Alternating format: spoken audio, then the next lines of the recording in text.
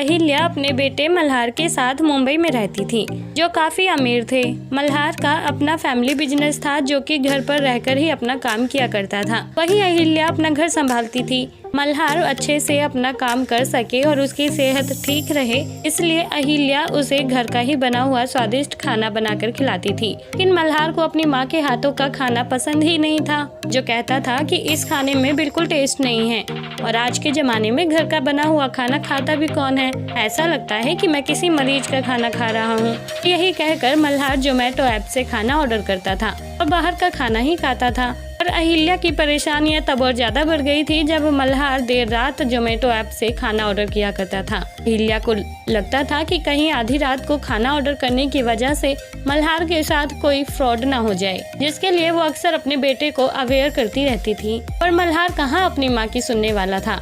अब तो उसने रोजाना ही रात को खाना ऑर्डर करना शुरू कर दिया था। इसी तरह एक रात करीब 2:30 बजे मल्हार को बहुत तेज भूख लगती है और वो तुरंत जोमेटो ऐप खोलता है और खाना ऑर्डर कर देता है। कुछ ही देर में उसका ऑर्डर आ जाता है, लेकिन जब मल्हार अपना ऑर्डर लेने जाता है तभी वो देखता है कि वहाँ डिलीवरी बॉय नहीं बल्कि डिलीवरी गर्ल थी, जिसने मल्हार के दरवाजा खोलते ही उस पर छेड़छाड़ का आरोप लगाना शुरू कर दिया था और वो तेज तेज चिल्लाने लगी थी। तभी वहाँ दौड़ती हुई मल्हार की माँ आती है और कहती है कि क्या हुआ। तभी मल्हार कहता है कि माँ, मैंने इस लड़की के साथ कुछ भी नहीं किया है, बस मैं तो अपना ऑर्डर लेने आया था, पर जब देखा तो यहाँ डिलीवरी बॉय नहीं बल्कि डिलीवरी गर्ल थी और मेरे दरवाजे खोलते ही इसने मुझ पर छेड़छाड़ का आरोप लगाना शुरू कर दिया। इसी दौरान डिलीवरी गर्ल अपना नाम बताते हुए कहती है कि मेरा नाम कल्याणी है और सच्चाई तुम और मैं ही जानते हैं। तुम्हें पता नहीं है कि अगर मैंने थोड़ा और चिल्लाया और मल्हार पर छेड़छाड़ का आरोप लगाया तो तुम्हें कितना बड़ा नुकसान हो सकता है। इसलिए बेहतर होगा कि तुम प्यार से मेरी बात मान लो और चुपचाप से मुझे 5 लाख रुपए दे दो। कल्याणी की बात सुनकर अहिल्या और मल्हार हैरान रह जाते हैं।